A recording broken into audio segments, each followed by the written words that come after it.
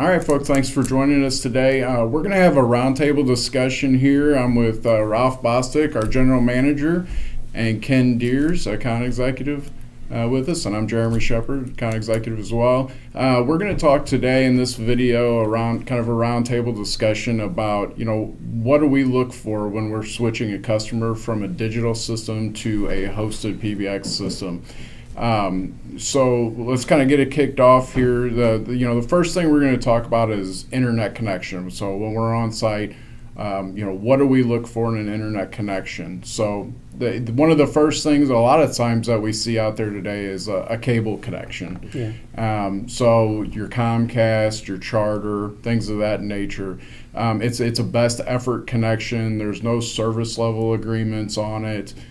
So it's just the uptime is not guaranteed at all, and we can see some up and down on that line as well. So, but there is a lot of it out there because it's cheap, it's high speed, and what's that? It's bang for your buck. You get a lot of bandwidth for not a whole lot of cost. That's right, absolutely. So when we look at those, and we see a cable connection as good for say up to 15 people, something in that direction. So.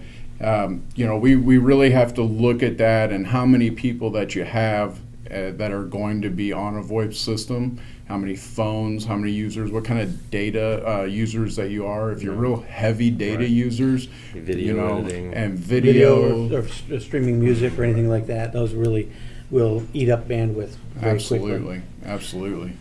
Another thing we're going to talk about when we talk about cable connections is even though they look huge, they look enormous. We've seen them progress from 10 by 2 to 100 by 7 to 200 by 10 now, and those all sound fantastic, and they're really cool. But again, as you said, it depends on what you're using the data for. I can go out on Highway 270, and if it's open, I can go 100 miles an hour. That's right. It's fantastic. I can use the whole thing. But if you do that at 4 o'clock in the afternoon, you're down to 12 miles an hour. No matter how much you have, you're only going to go 12 miles an hour, and there might be times you go slower than that. That's right. You got to really understand what you're using it for. That's right. And you're really using the uptime or the upload, I should say, on that as well as the download. Mm-hmm. So you might I've got a 200 meg pipe. Well, that's great and all, but your upload's actually only 7. So depending on your usage of your data, we really need to take a look at that. Another type is DSL. AT&T UVerse is prevalent kind of in our area. We see that a lot. Again, it's a best effort connection. No SLA agreements on it, no uptime guarantees. You're sharing connections. I think it's a little bit, depending on use, it's a little bit more stable than Charter. Because AT&T has been around for a very long time, and it's not as shared as you don't have 50 people in one system. You might have 10 people going back to a node, so it can be better. But again, we really should run some tests on the circuit before we jump in there. And the last one, which one I love really, is the fiber type of connections. If money was never an option, fiber would be the best. I mean, we go from the 1.5 meg T1 that we had years ago, and now we're looking at even up to gigabit as far as a fiber connection, depending on what you want to pay. But like you said that here in St. Louis, you've seen some 50 meg fiber up and down for $500 or $600, and that's pretty cheap. Yeah. Yeah, the price of fiber is coming way down. We've seen over the last year or so. And I think that's a big driving part in the Voip as well, because I've got this cable here, and this is 100 pair regular telephone cable, and so this is about equivalent. If you ran data over here, it's about 75 meg. Mm-hmm. So this is pretty big. Or you've got this little bitty pair of fiber, just a pair of fiber, and this can do 10 gig. So roughly, 50, 60 times what this will do in that little pair of wire. Mm. So that's, I know why people are going that direction. Well, there it is. They don't have to dig a lot of holes for this. Yeah, absolutely. It's all about the size of your company as well. Fiber has SLA agreements. They're going to guarantee uptime. It's usually synchronous. So if you're got a 50 meg fiber, it's 50 meg up, 50 meg down. So you're seeing that kind of options, but and we see that for big businesses, it's going to be good for a lot larger business. Obviously, somebody that's probably got 5 phones isn't going to have a fiber It's not very connection. cost-effective. It's not cost effective, right? So, depending on their data use, we do see that in some places, but it's few and far between on that. So, but for as far as hosted goes, I mean, if we're going to recommend something to you, we're going to recommend fiber to put in, to your business. Now, and if business continuity is a huge thing for you, which it is for most of us, and it is possible, you might want to take a look at 2 different technologies, whether it's a fiber circuit from AT&T or XO or Windstream, whatever it might be, or Charter, and then a Charter connection as a coax, or maybe an AT&T DSL as a secondary. So therefore, your firewall can load balance or pick up the slack should your primary go down. Yeah. Never hurts. Yeah, backhoe can cut any of it. That's a perfect scenario. Yeah, Look what happened. Right, we see ups and downs, but a backhoe takes them all out. Yeah. So, yeah. So now we've got the connection to the building, and then we have to start looking at the infrastructure within the building itself. As you know, voice over IP requires a data connection, whether it be Cat 5 or Cat 6, and that's what we look for to each location where there's going to be a phone. That's right. Yeah. The data connections themselves, the Cat 5 is an older technology. It's still plenty good. Cat 5e will carry a gigabit connection from your desk to the main switch, the main hub. I shouldn't say hub. Not hub anymore. That's right. That's a good Right. point. But your Cat 6 will do that, but it will also go. The Cat 6 standard will allow you to go to the 6A. Which is a little bit faster than the gig, but not much network equipment actually supports that right now. So as long as you have 5e, you're good to go. You're ready to go into a VoIP environment. Managed switches do help as well, depending on how many users you have. I think you wanted to talk about number of cables too. I do want to talk about number of cables, and in fact, talking about the Cat 5 and Cat 6 is a good segue into that. You can have a single cable to each location, and that cable can connect to your phone, and then from the phone, a built-in switch to your desktop or your laptop. It can work that way, work very well. But one of the things we want to talk about especially when you're considering cabling, is that you don't have to. And I know a lot of purists want to have Cat 6, and that's cool. I love it because we get to charge you to install it.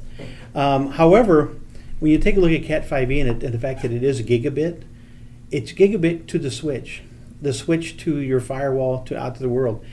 And most people don't have a gigabit connection to the internet. Right. Most people are going to have that 50 or 100 meg connection. So internally, if you have to do a lot of print jobs and things like that, or you're editing video, Cat 6 might be necessary. But boy, Cat 5e will work for most places. Yeah. I've seen a few places actually have fiber to their computers. Yeah. That's very few and far between, but well, they're planning for the future.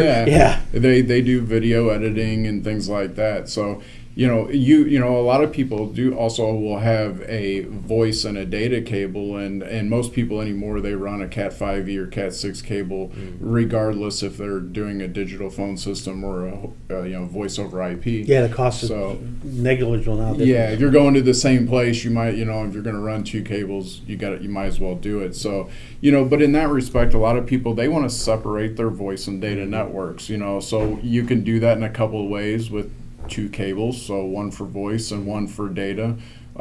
You can still have one cable and do it with VLANs as well, and that's virtually separating your network. We run into that a lot with your legacy systems where they have the Cat 3 cable for the telephone. So what we would do in that environment is use the Cat 5 that's for the computer, set up a VLAN, and then actually run the 2 LANs off of the one cable. Yeah, and the VLAN is just, as Jeremy said, it's using your switch, which, by the way, we recommend a power over Ethernet switch, using your switch to create 2 networks, 2 virtual networks. Yeah, and I'm glad you brought that up. So, we want to talk a little bit about switches as well with this too. So, on our initial walkthrough, we definitely look at what switches you have today, because, usually in today's world, everybody has some sort of a switch in the back. So, well, except for Ken, because earlier he mentioned hub. A hub. Remember he mentioned a hub. Yeah. We don't want any hubs. I like collisions. So what do we look for in a data switch? So obviously we need to have a data cable where each of your phones are going to be, and that's going to need to run back to a data switch, and we're going to need you to have enough ports on your data switch. You can't have 10 phones and a 5-port switch; it just doesn't work. So we obviously have to make sure you have enough ports on that. Then PoE. Do you have a PoE switch or not? PoE is power over Ethernet, and that's going to be something that's very important because all of IP phones today require power. Mm-hmm. So they're not powered by the PBX, the traditional PBX like they used to be. So you're either going to power the phone by a switch or by a power brick. A little power brick. Power brick, right. We recommend that you have a PoE switch, for a couple different reasons. A lot of times I go out to a place and I go to look through and, they have one outlet and it's got, a bunch of different things coming off of it and surge protectors coming off with one surge protector connected to the next surge protector. Yeah, you're trying to find an open outlet. It's a fire hazard. Just employees kicking them. I've seen plenty of phones that just go, they stop working. We get a service call, we go out, and then all of a sudden it's turned off. The power surge somebody kicked the plug out, and it's only out that much, but it's enough to break it. Well, and if we do have a PoE switch, we can hook that up to a battery backup so that the phones won't go down if the power flickers. That's so right. The phones will stay up.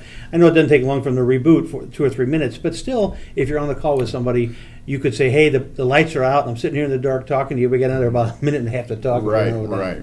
So that would be nicer than just having to disconnect. And that gives you the ability too on that battery backup to shut your switches down safely. If you know that power is going to be out for a long time. It's just anybody with a server should have a battery backup anyway, and it would just be adding the device to it. Mm-hmm. Yeah.